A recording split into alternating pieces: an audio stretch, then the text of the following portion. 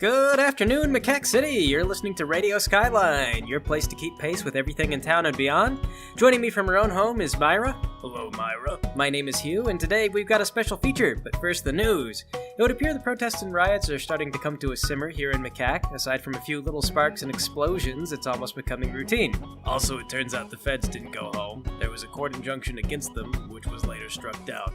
Yeah, so the feds are disappearing people into unmarked vans again, and that's just the thing we have to live with. And they're also enlisting local police as federal deputies because there are fewer restrictions for federal deputies, permitting them to behave outside the guidelines of local law enforcement and to prosecute individuals on the federal level if they feel that the district attorney is being too lax. Some of you are weeping tears of joy at this news, I know, because some of you are my blood relation.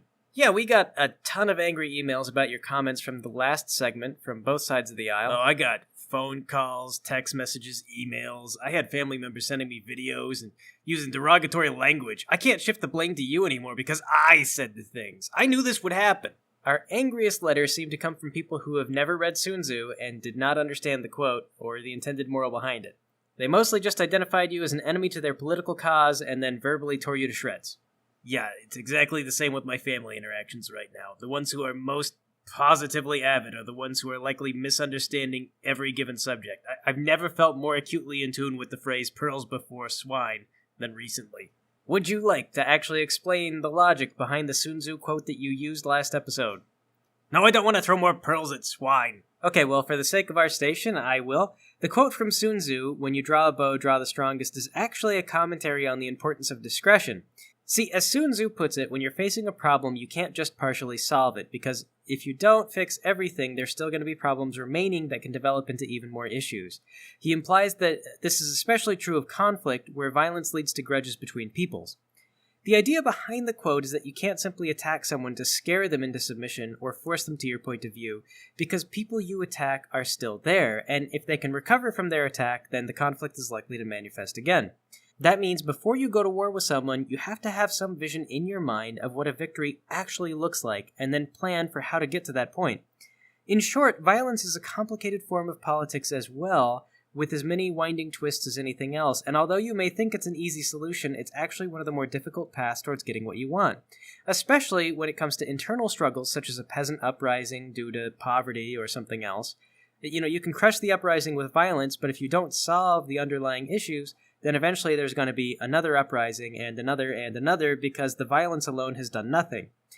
All things, whether politics or war, require a full commitment, or else you're never going to achieve your aims, and launching into conflict without a plan, Sun Tzu explains, is going to war and expecting to win, which is the behavior of a failure.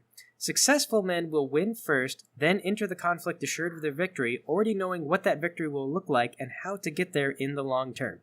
I mean, I wouldn't be so wordy about it, but it's what I was trying to say. I wasn't trying to pass judgment on which one of your disgusting jackal organizations is the lowest of the low. I really would have expected that Sun Tzu would be shorthand for more people. Well, they don't teach it in American schools or anything. It's not a required reading. I spend too much time around you, Hugh. I know, right? This guy, he's some kind of bookworm nerd that reads famous cultural books like Sun Tzu or Machiavelli, and then he just gets you comfortable thinking that, oh, that's a shared thing everyone chooses to read at some point in their life. I mean, your family that's been calling you, they've never read any Sun Tzu.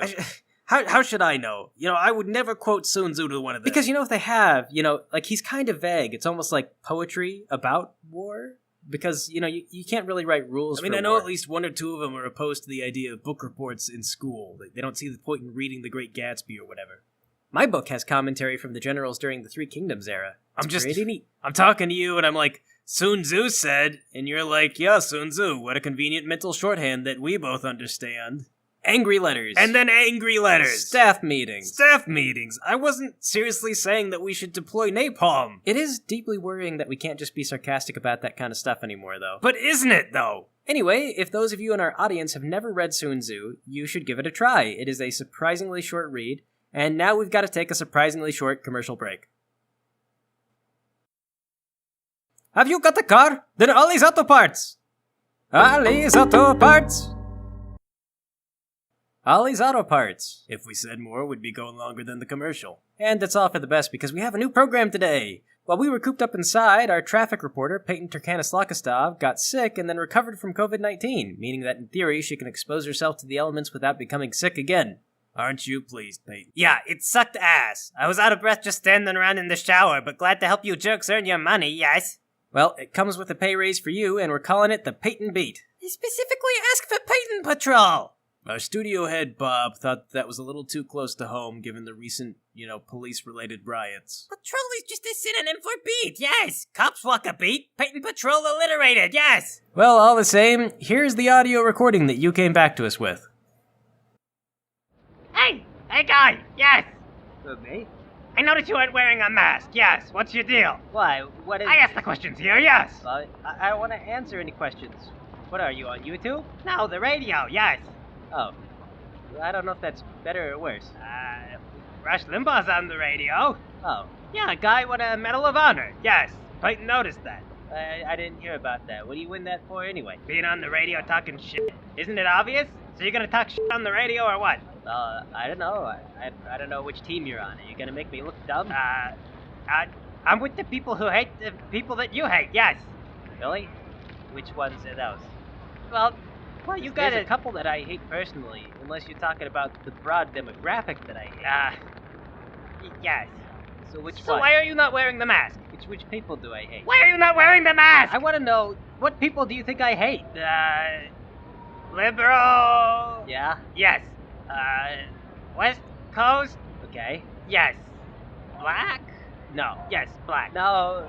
New Zealanders. Yes. No. Wait, no. Why New Zealanders? Well, you should. Yes. Okay. Alright, you got my interest. Good. You with me on this? Well, I mean, I'm always open to a dialogue about why I should hate people. Yes. I mean, that's just freedom of speech and intellectual honesty right there. Right. Well, Yes, they caused the housing crisis, yes. In 2008. Yes, big New Zealander. He was a black guy? Yeah, see, big West Coast elite New Zealander black guy. He invented all the banking crashes. No way. Oh, I never heard about that. This is real news? Yeah, yes. Let me show. Okay, alright, so you see on my phone, that smiling says stock photo? It's because he worked on the stock exchange, yes. And he thought the whole derivative thing, that crashed all the markets. Yes, but the liberal media doesn't say that because, Oh, man, because they're the liberal media. Yes, because they are the liberal media. I can never trust the liberal media. Me either, yes. And so that is why that is why I go street to street on the Peyton Beat, and I am finding what information the people don't know that they should know, yes. I've never felt more fooled. You never hear this kind of stuff on biased news sites like Reuters and the Associated Free Press. And don't even get me started on the left-wing debauchery that is NPR. Don't even get me started on it. Yeah, that guy on Wait, Don't Tell Me, he's not so smart. I would know all the answers too if I were the show host. Traffic reporter is a sucky job, yes. That guy is so smug. I hate him so much. Can you believe they once had Louis Anderson on there? Louis Anderson, yes, he's a charming comedian. Yes, did you know he had a cartoon? Wait, I thought we agreed that Louis Anderson sucks. Yes, charms like the devil, yes. I spit on Louis Anderson. Get a real job, yes. God, I gotta watch more of your show. What did you say it was? Street to street with Peyton on the beat? Yes, just the Peyton Beat. Well, I am gonna check that out. Well, this is the first episode, so can I donate to you somewhere? I mean, give me money? Yes? Yeah, see, and with this honesty, you are spreading truth without even thinking about income. Yeah, sure, I'm doing that. Okay, here's my PayPal. All right. Okay, there you go. You sent me $100. That's right. You keep on spreading the truth. You got yourself a lifetime listener, I tell you that. Okay. Well, I gotta run. Stuff to do. Good luck to see you with your show. Yeah, you too. Yes.